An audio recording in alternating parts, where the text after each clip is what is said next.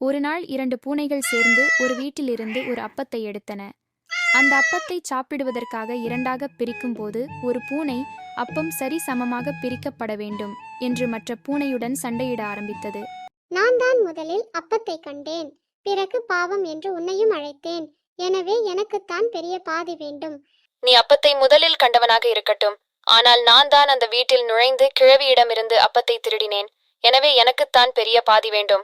2 பூனைகளும் சண்டை பிடித்து களைத்துப் போயின. அதனால் தொடர்ந்து சண்டை பிடிக்காமல் யாரிடமாவது சென்று அப்பத்தை பங்கிடுவோம் என்று தீர்மானித்தன.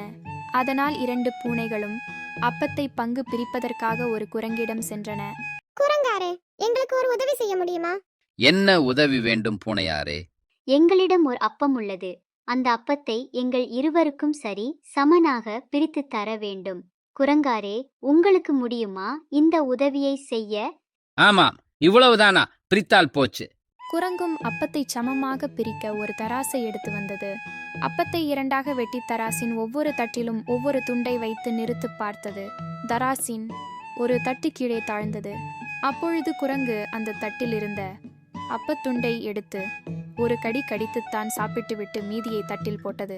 இப்பொழுது மற்ற தட்டு கீழே தாழ்ந்தது. அந்த தட்டில் இருந்த அப்பத்தையும் குரங்கு எடுத்து கடித்துவிட்டு தட்டில் போட்டது. இப்படியே தட்டுகள் மாறி மாறி தாழ்ந்தன.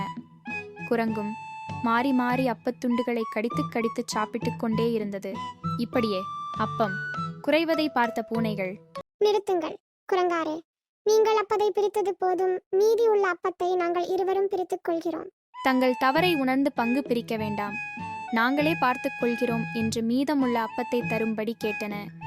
மீதமுள்ள அப்பம் நான் உங்கள் இருவருக்கும் செய்த வேலையின் கூலியாகும் என்று சொல்லிவிட்டு அதையும் வாயில் போட்டுக்கொண்டது. ஒற்றுமையற்ற பூனைகள் வெட்கத்துடனும் வேதனையுடனும் திரும்பிச் சென்றன. குழந்தைகளே, ஒரு பூனையாவது கொஞ்சம் விட்டுக் கொடுத்திருந்தால் இத்தனை நஷ்டம் ஏற்பட்டிருக்குமா? விட்டுக் கொடுத்தல் பிறரிடம் நமக்கு நல்ல பேரை வாங்கிக் கொடுக்கும். இறைவனுக்கும் அதுவே பிடிக்கும்.